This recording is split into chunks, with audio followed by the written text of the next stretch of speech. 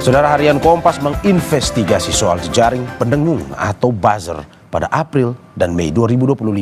Tarif mereka bahkan hingga miliaran rupiah untuk tiap proyek. Bagaimana mencegah semakin masifnya gerakan buzzer agar ruang digital tetap sehat? Kita ulas bersama Wakil Kepala Des Investigasi dan Jurnalisme Data Harian Kompas, Irene Sarwin Daningrum. Selamat pagi Mbak Irene. Selamat pagi Mbak. Terima kasih Mbak sudah bergabung di studio Sapa Indonesia pagi hari ini. Dan juga melalui Zoom ada senior analis drone emprit Nova Mujahid. Selamat pagi Mas Nova. Pagi Mbak. Terima kasih juga sudah bergabung di Dialog Sapa Indonesia pagi pada hari ini. Selamat pagi Bapak Ibu sudah bergabung. Saya ke Mbak Irene dulu. Mbak, ini saya langsung tanya langsung aja, to the point aja. Apa latar belakang, apa maksud dari Kompas 2 hari headline soal buzzer ini? Kita melihat ini ya, situasi internet itu semakin kabur gitu, kebenaran itu semakin kabur gitu. Oke. Dan kita semakin tidak bisa membedakan mana yang benar dan mana yang salah atau mana yang abu-abu gitu. Nah, bahkan sudah meliputi ke berbagai level gitu, bukan cuma di tingkat elit tapi juga bahkan ke tingkat bawah, itu semua sudah tidak jelas gitu. Iya, iya. Itu alasan kami. Oke. Dan itu yang memang akhirnya membuat Kompas harus, dalam arti apakah ada dampak besar, ketakutan terbesar Kompas bahwa kalau buzzer ini terlalu dibiarkan misalkan, ini pada akhirnya mungkin saja seperti yang dibilang tadi ya, akan membingungkan masyarakat. Betul, dan terutama mungkin tidak hanya membingungkan, tapi kemudian mereka menguasai narasi yang sesuai dengan kepentingan mereka sendiri gitu, bukan lagi untuk kepentingan publik. Oke, Gitu. jadi memang pada akhirnya ini ditakutkan seperti itu ya.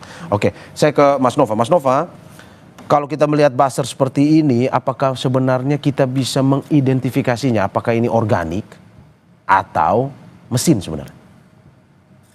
Iya, apakah kita bisa mengidentifikasi suatu postingan atau akun yang posting itu organik atau akun-akun yang atau postingan yang dilakukan oleh mesin? Teknologi sebenarnya banyak cara untuk mengidentifikasi itu ya. Pertama kita memverifikasi, tentu saja kita kunjungi orang-orangnya, kita lihat apakah ada postingan serupa sebelumnya, karena atau bagaimana keragaman postingannya, bagaimana keragaman aktivitasnya, apakah dia pernah like, pernah retweet dan sebagainya. Kalau semakin beragam, itu semakin besar kemungkinan dia bukan bot, jadi kemungkinan besar dia organik, kayak gitu. Tetapi apakah akun yang organik ini adalah akun buzzer? Ya, itu juga bisa kita lihat lagi, apakah dia juga mempost postingannya. Kalau biasanya buzzer ini punya kecenderungan untuk memposting yang lebih emosional, unggahan-unggahan itu lebih mengarah pada emosional gitu ya. Kalau unggahan-unggahan yang biasa saja, tidak terlalu banyak yang terkait dengan hal-hal seperti itu, biasanya kita akan lihat itu bukan seperti itu. Tapi itu dari sisi pengguna. Kemudian dari sisi platform media sosial juga, saya kira X, Twitter, Facebook, Instagram, dan berbagai macam kanal media sosial itu juga sudah memiliki mekanisme untuk mendeteksi apakah sebuah akun adalah akun organik atau akun bukan organik. Jika dideteksi dan terindikasi adalah bukan akun organik, maka otomatis dia akan ditangguhkan setidaknya sementara 24 jam kayak gitu. Oke, Mas Nova, saya kembali ke Mbak Irene. Mbak Irene, ini kita lebih spesifik lagi terkait dengan apa sebenarnya kerja dari buzzer ini yang telah diinvestigasi oleh Kompas dalam beberapa hari. Kerja mereka bermacam-macam ya, dari membelokkan narasi, membuat hoax, memotong-motong itu agar narasi yang beredar di publik kemudian berbelok sesuai kepentingan mereka, dan hal yang paling sehari-hari bahkan mereka juga lakukan gitu. Jadi misalnya bashing produk gitu, tapi dengan cara yang tidak etis, itu juga dilakukan juga. Oke, berbelok ini membelokkan opini sesuai dengan keinginan mereka ini, apakah memang selalu positif atau negatif sebenarnya? Kebanyakan dari narasi mereka itu terkesan punya kepentingan publik, kesannya ya. Jadi itu memang benar tadi menyentuh emosi, dan itu terkesan seperti itu. Tapi di balik itu pasti ada kepentingan yang akan diuntungkan kalau itu kemudian menjadi pembicaraan di ruang digital gitu, secara masif, begitu ya. Oke, lebih spesifik, sepertinya untuk paling banyak apa? Bisnis kah, politik kah, atau campaign-campaign yang memang mungkin membutuhkan perhatian publik sebenarnya? Kami melihat merata ya, sekarang ini memang betul-betul sudah merata. Di produk itu juga sudah sangat masif. Di tingkat misalnya untuk kepentingan politik seseorang itu juga sudah tinggi gitu. Sudah dari dulu kalau itu memang ya sudah merata sebenarnya. Oke, berarti tidak hanya untuk bisnis, yang maksudnya dalam arti bahwa spesifik khusus di bisnis, tapi juga untuk beberapa hal lain pun memang penggunaan buzzer ini memang dilakukan ya untuk ya tadi membelokkan opini tadi ya. Betul. Oke, saya ke Mas Nova. Mas Nova, bagaimana Anda melihat dari investigasi Kompas ini bahwa kalau kita lihat bisnis pun juga dirambah oleh buzzer ini, dalam arti bahwa untuk membalikan opini, dalam arti untuk menentukan sepihak, melemahkan pihak lain. Dari Doron melihat analisisnya seperti apa? Aktivitas buzzer ini kan sudah lama, setidaknya dari 2008 di Amerika ya. Lalu di Indonesia, dan awalnya memang untuk kegiatan-kegiatan bisnis, justru bukan untuk kegiatan politik. Lalu kalau kita lihat di Indonesia, memang aktivitas ini mulai marak sejak 2013-an, 2013-2014 itu sudah sangat marak tuh. Di Indonesia justru kebalikannya, yang dilakukan pertama kali adalah untuk aktivitas politik dibanding aktivitas bisnis. Nah, kemudian berkembang belakangan ini setelah aktivitas politik kan setelah 2019 itu udah agak menurun ya, bukan menurun tapi sudah mulai market buzzernya itu sudah mulai ya di situ-situ saja kayak gitu. Nah, sehingga setelah COVID aktivitas buzzer agak bergeser dari politik ke bisnis dan banyak yang diuntungkan di situ, termasuk salah satunya adalah judi online. Oke, berarti dari awalnya politik dulu ya Mas ini ya? Di Indonesia justru politik dulu. Di Indonesia politik dulu berarti? Iya. Oke. Oh, setelah itu soal bisnis ya, maksudnya dalam arti bahwa untuk mencari keuntungan dari bisnis mereka menggunakan buzzer. Betul. Sejak 2020 penggunaan buzzer untuk bisnis itu meningkat di Indonesia. Dan kita bisa lihat hasilnya itu di 2023-2024 kita sudah agak kesulitan untuk menemukan mana misalkan review gitu ya, review produk di katakanlah di marketplace tertentu, itu kita udah agak kesulitan mana yang buzzer, mana yang bukan buzzer. Lalu kalau kita ngeliat Google review, kita sering juga ngelihat banyak yang Google review tiba-tiba tinggi atau dikatakan tiba-tiba rendah kayak gitu. Itu kan aktivitas-aktivitas yang dicurigai di sana ada keterlibatan buzzer-buzzer. Nah, hal-hal seperti itu udah semakin marak sejak 2023 sampai 2025 terakhir. Dan memang membutuhkan trik-trik tertentu untuk membaca mana-mana yang benar reviewnya, mana-mana yang betul, atau mana-mana yang sudah ada campur tangan buzzer, kira-kira begitu. Oke, saya kembali ke Mbak Iren. Mbak Iren, 2 hari jurnalis Kompas TV, jurnalis Kompas harian itu membuka cara kerjanya. Bisa dijelaskan cara kerjanya buzzer ini seperti apa? Oh ya, mereka punya jaringan yang luas ya. Jadi jaringan yang luas ini bukan dalam bahwa satu pasukan jaringan itu eksklusif buat satu koordinator atau agen gitu. Tapi mereka tuh bisa saling menggunakan. Tapi ya orang-orangnya itu saja sebenarnya. Seberapa besar kami tidak bisa mengukur gitu. Tapi antara ada yang mengaku dari 5.000 sampai 70.000 pasukan itu mereka bisa mengakses lah istilahnya gitu. Pasukan ini manusia atau robot? Ini manusia, dan masing-masing dari mereka kemungkinan punya beberapa akun sekaligus gitu. Jadi bukan cuma satu akun gitu. Oke, 70.000 manusia, satu orang memiliki beberapa akun ya? Berapa misalkan satu hitungannya? Kalau yang kami temui ya, itu antara 2 atau 3, itu yang paling kecil ya. Tapi ada juga yang gede, itu bisa sampai satu orang bisa pegang ratusan bahkan ribuan. Dengan alat, beberapa alat yang sebenarnya juga udah lama dipakai gitu ya. Namanya ada phone farming, ternak akun, kemudian ada beberapa panel, platform di internet yang bisa dipakai untuk memboosting kekuatan mereka ini, akun-akun mereka ini. Oke, sebelum saya ke Mas Nova, kita akan bahas lebih dalam lagi. Ini menarik sekali.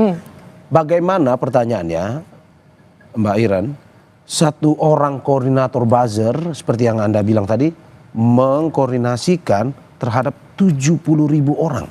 Dalam arti bahwa kalau kita hitung saja satu orang memegang 2 akun, berarti ada 140.000 akun yang dikoordinasikan. Nah, ini cara kerjanya seperti apa? Jadi mereka terbagi atas beberapa tingkatan ya, beberapa lapis-lapis. Ada koordinator, kemudian kami itu ditunjukkan beberapa grup gitu. Beberapa grup ini ada satu grup tuh antara 200 sampai 250 orang. Ya. Jadi seperti itu caranya. Jadi tidak kemudian masif satu gitu ya, tapi benar-benar kecil-kecil gitu, kecil-kecil, tapi kan dari satu mereka akan turun ke bawahnya ada beberapa, kemudian di bawah nyebar lagi, seperti piramida ya modelnya. Oke, berarti ada wakil-wakilnya yang berada di grup itu betul. Sebagai ketua-ketua pendampingnya itu. Kalau misalkan dalam waktu seperti itu, apakah memang bekerja dalam satu tempat yang sama, dalam arti bahwa untuk mengkoordinasikan 70.000 orang ya tidak mungkin gampang, dalam arti yang kita ingin tahu apakah memang mereka berada di satu tempat dan waktu yang sama atau dikoordinasikan bisa saja satu di Jakarta, satu di wilayah lain atau gimana sebenarnya? Mereka tersebar ya, jadi setiap dari koordinator ini mereka punya data. Mereka ini orang-orang yang sudah dipercaya, saling mengenal lah dalam jaringan itu paling tidak. Pokoknya mereka bukan orang yang tidak dikenal sama sekali intinya gitu. Tapi mereka semua ada datanya, mungkin di Aceh ada, mereka tahu ini siapa, akun anonimnya apa, mungkin akun resminya apa, nomornya apa, sampai di Papua. Mereka semua tahu ada daftarnya gitu. Gitu. Nah jadi ya tinggal disebar aja, mereka akan bekerja di tempat masing-masing gitu. Mungkin sambil goler-goler gitu ya, dan melakukan aktivitas itu gitu. Oke, tadi Anda bilang sambil melakukan di tempat kerja masing-masing. Profesinya apa sebenarnya buzzer ini? Apakah profesinya adalah yang utama adalah buzzer atau ada profesi lain sampingannya buzzer? Dari investigasi Kompas seperti apa? Yang kami temukan ada ibu rumah tangga. Ada ibu rumah tangga? Ada banyak. Oke. Ada karyawan swasta, ada pekerja media sosial, analis media sosial atau apa gitu. Jadi memang mereka punya background yang sangat beragam gitu ya, amat sangat beragam. Sangat beragam dari profesinya, dari segi pendidikannya? Kalau yang tingkat di atas itu sangat-sangat berpendidikan tinggi justru. Jadi yang benar-benar misalnya dia yang merancang kampanye, mereka itu nggak cuman S1 dalam negeri gitu, enggak gitu. Ini kampanye politik, kampanye bisnis? Dua-duanya, jadi mereka tidak terpisahkan. Jadi satu orang yang pegang politik, sekarang juga pegang bisnis gitu. Jadi bercampur gitu. Dan mereka ini orang-orang yang kami temuin ya, itu berpendidikan tinggi dan mereka sudah tahu bagaimana untuk mengenali sebuah narasi di netizen, di warganet, di dunia sosial. Mereka punya kemahiran dan ilmu, menurut saya komunikasi yang cukup canggih gitu ya. Oke. Kalau Anda bilang seperti itu, apakah yang ingin masyarakat tahu sekarang, buzzer ini bayarannya seperti apa dan berapa? Nah itu juga kami ungkap di salah satu artikel ya. Ada yang satu proyek dapat, ini yang tingkat tinggi sekali ya. Ini bisa sampai miliaran, ada yang sampai... Satu orang? Satu orang miliaran rupiah? Iya, itu miliaran. Satu bulan? Atau satu proyek? Satu proyek. Oh satu proyek. Satu proyek biasanya berapa lama? Tergantung, jadi ada targetnya. Jadi mereka ada kayak capaiannya itu, misalnya isu yang mereka bawa itu menjadi perbincangan di media mainstream. Nah itu berarti target mereka sudah tercapai gitu. Jadi ada beberapa target, entah waktu maupun ada KPI-nya masing-masing gitu. Oke, anggaplah kita politik lah, kampanye. Misalkan pilkada kemarin dalam waktu 3 bulan misalkan. 3 bulan itu 1 miliar? Enggak, tidak. Pasti kalau dari yang koordinator ini yang gede ini ya, itu 6 miliar aja kecil loh. 6 miliar saja kecil. Untuk satu orang? Satu orang, tapi project, dia akan dibagi ke jaringannya juga pada akhirnya. Oke, jika misalkan yang koordinatornya 1 miliar, buzzer-buzzer yang berada di bawahnya atau yang di dalam kelompoknya berapa? Kita ngomong soal politik ya, ini politik apa saja ya, daerah nasional. Untuk yang politik memang lebih tinggi yang kami dengar ya, dari 80 sampai 100 ribu gitu. 100 ribu orang? Per rupiah. Oh, 100 ribu per rupiah. 100 ribu rupiah per sekali? Sekali aksi, entah itu aksinya apa, mungkin komen, mungkin live, mungkin apa gitu. Oke, saya sederhanakan. Saya komen di sebuah akun, saya dapat 100 ribu. Maksudnya seperti itu? Iya. Oke. Itu untuk yang politik. Ya. Tapi untuk yang tadi yang bawah, yang mungkin isu-isu yang tidak beresiko istilahnya gitu, itu yang kami temukan di lapangan, itu mungkin cuman 15.000, 20.000, 25.000 gitu. Oke. Ya, tapi kemudian ada tangan-tangan lain. Jadi kadang-kadang mereka memberikannya di tingkat bawah ini, mereka masih memberikannya kepada yang lain. Nah, itu yang kita temukan sampai cuma berapa ratus perak, cuma berapa ribu rupiah itu. Karena mereka sudah berada di tangan nggak tahu ke berapa. Oke. Gitu. Dan kontennya sendiri ini apakah memang muncul dari pemikiran masing-masing yang mengetik atau memang sudah dikoordinasikan, misalkan sebentar dalam waktu yang ditentukan ini harus posting atau komen soal ini dengan bahasa seperti ini atau bagaimana? Nah, beragam ya. Jadi kalau di tingkat atas mereka yang akan merancang narasi yang dilakukan itu akan dibuat secara general. Jadi kita akan memakai bahan-bahan ini. Nanti di tingkat koordinator itu akan diterjemahkan lebih spesifik lagi. Kemudian ada konten kreator, jadi mereka punya ekosistemnya lengkap.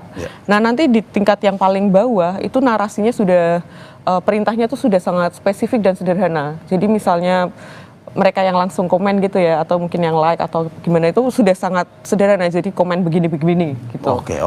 Gitu, tingkatannya seperti itu. Sebelum saya ke Mas Nova, Mbak Iren, saya yang mau tahu dari hasil investigasi Kompas, total jumlah dalam satu kampanye bisnis maupun politik, anggaplah kita ambil politik yang tadi Anda bilang lebih mahal, dengan penghasilan satu orang saja bisa 100.000 satu komen, berapa biaya yang dibutuhkan sebenarnya untuk mengorganisasi buzzer satu proyek? Ya tadi ada yang dapat seorang koordinator itu mengaku dapat satu proyek 6 miliar, tapi itu kecil bagi dia. Kemudian kalau dari penelusuran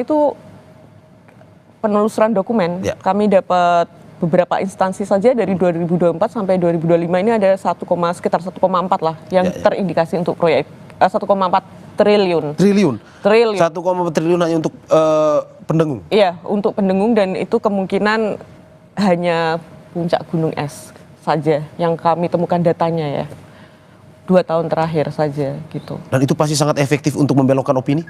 Sangat, menurut saya ya. Sangat efektif ya? Iya, beberapa isu yang kita tahu viral kemarin, kami tahu ternyata di baliknya ada dipanasi dulu oleh para buzzer. Isu yang viral ini isu politik, isu ekonomi, isu... Banyak hal. Banyak jadi ekonomi, politik, lingkungan. Oke. Banyak. Sebenarnya menarik juga. Mas Nova, ini kita tertegun juga melihat atau mendengar dari kesaksian dari Mbak Iren dan kawan-kawan di Harian Kompas investigasi ini. Bagaimana Anda melihat bahwa begitu besar sampai triliunan rupiah kita akhirnya melihat begitu banyak buzzer yang bermain di media sosial dengan tujuan tadi membelokkan opini? Ya, praktek ini kan saya kira puncaknya itu bukan 2003, bukan pada masa kampanye saja sebenarnya. Tetapi setidaknya dalam 10 tahun terakhir industri ini mengalami peningkatan yang cukup signifikan kayak gitu ya. 2005, 2004 adalah kalau kami melihat justru terjadi sedikit penurunan, setidaknya dari dana yang dikeluarkan oleh tadi Mbak Iren sampaikan, itu kan ada penurunan dibandingkan 2002, 2001 dan banding seperti itu. Tapi dan ini bukan praktek yang katakanlah haram di media sosial. Meskipun ini praktek yang agak abu-abu bagi kami, karena beberapa kami dukung penggunaan buzzer, misalkan kampanye-kampanye yang sifatnya penting untuk menunjang ketika masa COVID kayak gitu ya. Ketika masa COVID itu kan butuh sekali narasi-narasi yang melawan narasi-narasi yang anti mainstream kayak gitu. Nah, itu dibutuhkan buzzer. Tetapi di praktik-praktik lain memang ini sangat merugikan kayak gitu. Jadi memang masih sangat abu-abu, dan ini dikembalikan lagi nanti kepada buzzernya masing-masing, kepada para aktornya nanti. Dan juga dikembalikan kepada para pemesan narasi itu ya. Seperti itu. Oke. Tetapi saya ingin kasih ini ya, ingin memberikan sedikit masukan untuk teman-teman di media sosial. Meskipun ini hal yang kita temui lazim, tetapi juga ini hal yang perlu diwaspadai. Karenanya para pengguna media sosial sangat penting untuk meningkatkan literasi. selalu berpikir kritis kayak gitu, siapa sih, ada apa di balik narasi ini. Ketika sesuatu hal menjadi trending topik, ketika suatu hal menjadi ramai dikampanyekan, jangan-jangan ada hal lain yang sedang disembunyikan, ada narasi lain yang sedang disampaikan kayak gitu, yang disematkan dengan subtil gitu ya. Lalu juga yang paling penting saya kira kembali kepada jurnalisme.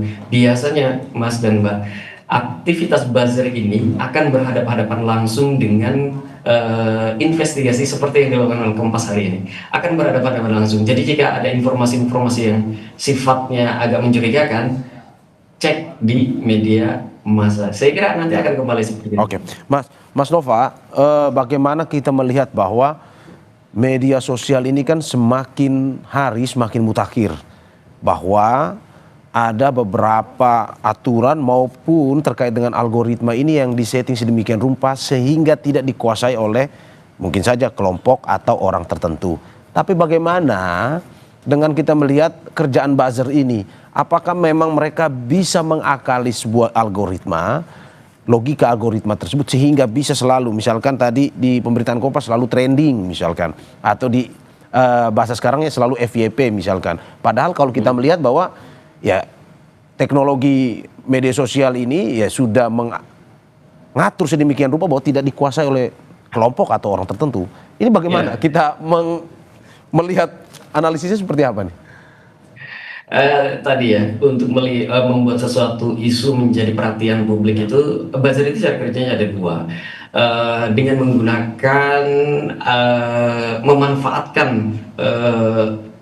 teknologi tertentu, biasanya disebut semacam sosial media panel gitu, sosial media management, dengan menggunakan teknologi tertentu. Dan lalu juga betul tadi sudah disinggung juga sama Mbak Iren, itu ada semacam box yang isinya ponsel-ponsel gitu, atau cheat-cheat yang terkesan menjadi ponsel.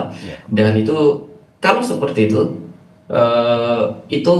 sosial media akan bisa, tadi sebenarnya saya singgung di awal, sosial media akan memiliki kemampuan untuk mendeteksi apakah aktivitasnya itu aktivitas yang mencurigakan atau tidak.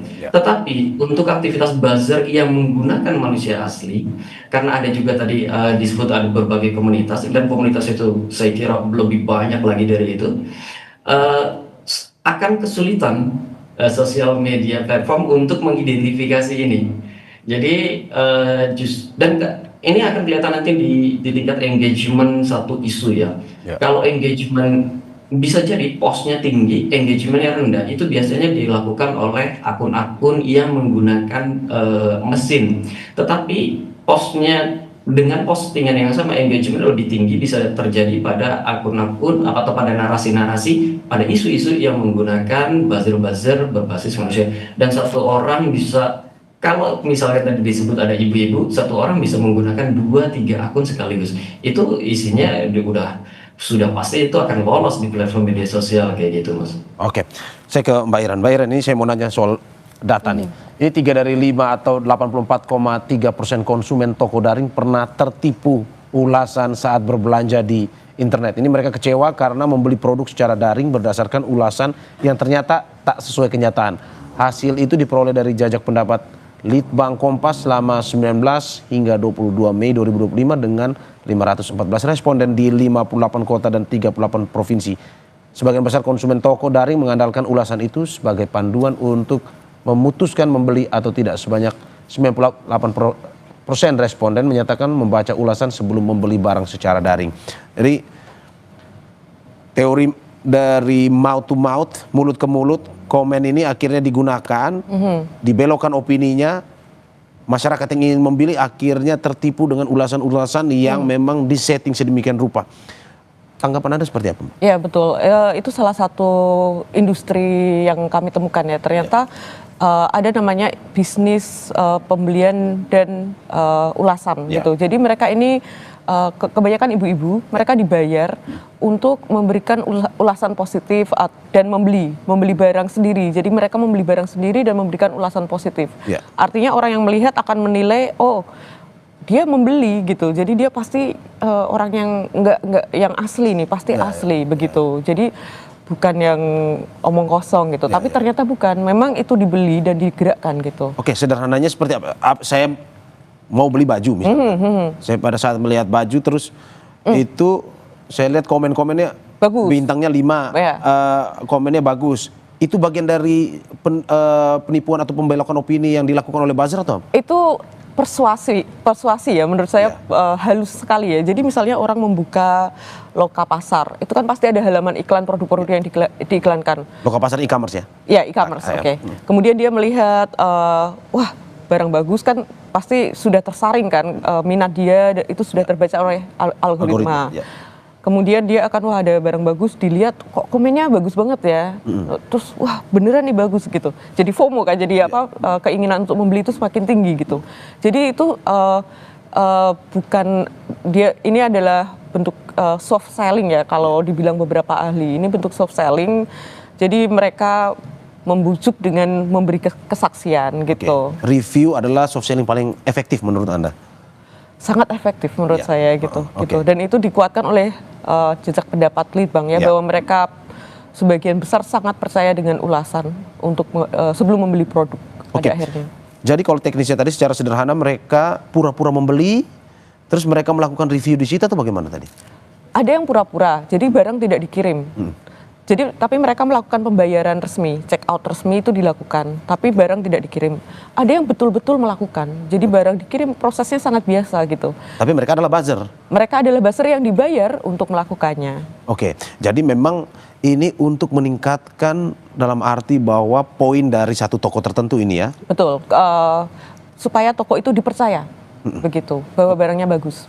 Oke, dari hasil investigasi yang dilakukan Harian Kompas, karena ini mungkin memang ya saya juga salah satu pengguna loka pasar tadi, bahwa kita juga sering melihat bahwa ini reviewnya benar atau tidak. Bagaimana sebenarnya masyarakat awam seperti saya ini membedakan bahwa ini akun benar yang memang betul-betul membeli, karena kan ada review juga sampai memfotonya, memvideokannya. Dan itu ada dalam perintah loh. Perintah untuk pakai foto ini, pakai video ini. Oke, nah bagaimana seorang awam bisa membedakan bahwa ini review benar, mereka yang membeli organik, masyarakat organik, dan ini adalah buzzer? Kalau dari seorang sebuah agensi yang betul-betul melakukannya, dia bilang kalau jumlahnya sudah sangat banyak, itu sudah kemungkinan sudah bisa dipercaya. Jadi jumlah pembeliannya sudah berapa puluh ribu, nah kemungkinan itu bisa dipercaya. Nah, tapi di luar itu ya susah. Dia bilang kita tidak akan bisa tahu lagi, tidak bisa lagi mengandalkan itu gitu. Kalau pembeliannya masih di bawah ya, di bawah 20.000 atau di bawah berapa, itu akan sangat sulit dideteksi. Ya satu-satunya cara adalah kita mungkin lihat dulu barang itu di langsungnya kayak apa. Baru kemudian kalau mau beli di loka pasarnya ya nggak apa-apa, beli lagi, tapi kita sudah memastikan oh bagus beneran gitu. Bahkan agensi yang sering mengatur pun kesulitan untuk membedakan ini buzzer. Oh iya, dia bilang itu, dia bilang nggak ada yang bisa lagi dipercaya gitu. Sudah tidak ada lagi yang bisa diandalkan ulasan di berbagai platform itu. Nah, ini quotes-nya untuk buzzer nih. Mas Nova, tidak ada lagi yang bisa dipercaya dan tidak lagi yang bisa diandalkan untuk bisa mempercayai suatu produk ini benar, asli, bagus atau tidak. Dari Drone Emprit melihat bagaimana? Ini masyarakat awam, betulkah sudah susah membedakan ini produk yang benar bagus sesuai dengan review organik atau produk yang memang sebenarnya dibuat-buat bagusnya? Betul, akan susah sekali. Karenanya dianjurkan ketika kita melihat di e-commerce, melihat review, itu lihat review yang paling buruknya seperti apa. Baru kemudian kita lihat kalau reviewnya seperti ini, kira-kira untuk penjualan sebanyak ini masuk akal atau tidak. Yang kedua kita lihat juga tokonya itu sudah berdiri berapa lama. Kalau baru 1 tahun, baru 1 bulan, 3 bulan, dan ternyata penjualannya sangat tinggi, harus dicurigai juga apakah penjualannya itu diatur sedemikian rupa, apakah orang menjual, apakah toko memberikan uang kepada pembeli gitu untuk membeli barangnya, lalu membuat review seperti itu atau kayak gimana kayak itu. Jadi harus diakui, dan memang agak-agak sulit untuk membedakan itu. Saya kira memang begitu kondisinya sekarang. Oke. Mas. Oke. Mungkin bisa saya tambahkan Ya, ya untuk yang terkait tadi. Jadi beberapa e-commerce besar itu sudah sangat memerangi. Mereka sudah punya beberapa cara juga untuk mengantisipasi itu gitu. Oke. Jadi mereka merasa sangat dirugikan dengan praktik ini dan langkah-langkah yang mereka ambil menurut saya sudah cukup baik ya. Sudah cukup mulai tegas, mulai apa begitu itu bagus. Oke. Ini kita closing dari Mbak Iren terkait dengan bagaimana dari hasil investigasi pasti ada konklusinya. Bagaimana masyarakat pada akhirnya seperti yang tadi mungkin sudah sedikit dibocorkan oleh Mas Nova bahwa ya kembali ke misalkan media mainstream lah, media massa yang memang punya tingkat kredibilitas tinggi. Tapi bagaimana masyarakat awam ini pada akhirnya tidak terlalu terpengaruh lah, karena ini kan sudah menjamur, tidak terlalu terpengaruh, belajar untuk tidak bisa terbawa dengan opini-opini publik yang dibelokkan oleh buzzer ini. Menurut saya memang peran pemerintah juga sangat dibutuhkan ya. Jadi bagaimana pemerintah ini harus membuat sebuah mungkin kebijakan atau apa untuk bisa meningkatkan literasi digital masyarakat di tingkat bawah, tapi dengan cara yang tidak teoritis, tapi betul-betul yang praktis dan bisa diaplikasi gitu ke masyarakat. Entah mungkin memperbanyak perpustakaan daerah atau mungkin dengan ya banyak hal, tapi itu butuh political will menurut saya untuk membuatnya secara masif sampai ke tingkat bawah. Oke, berarti ada tidak hanya dengan teori, imbauan dan segala macam, tapi butuh sebuah langkah nyata ya. Betul. Oke, saya ke Mas Nova. Mas Nova, apa solusi tadi sudah dari pemerintah, dalam arti bahwa pemerintah butuh langkah nyata. Menurut Anda perlu juga peran pemerintah yang lebih besar dalam untuk bisa mengatur para buzzer ini? Mengatur para buzzer kayaknya tidak agak sulit itu dilakukan ya. Tetapi butuh kolaborasi untuk menciptakan ruang digital yang sehat antara pemerintah dan netizen. Itu adalah hal yang wajib kayak itu. Dan fondasi itu semua adalah literasi. Selama ini literasi yang paling kentara di media sosial itu dilakukan oleh komunitas-komunitas. Pemerintah lebih banyak berbicara, lebih banyak mengambil fungsi di peraturan ya, di mereka mengambil fungsi di sana. Dan saya kira harus diajak kolaborasi, itu tidak bisa berjalan masing-masing sendiri. Netizen, komunitas, dan pemerintah, seperti itu kira-kira. Oke, berarti peran pemerintah secara langsung, tapi juga tidak melupakan literasi, di mana literasi ini bagian dari pencegahan agar masyarakat tidak tertipu lagi dengan opini publik yang dilakukan oleh para buzzer ini.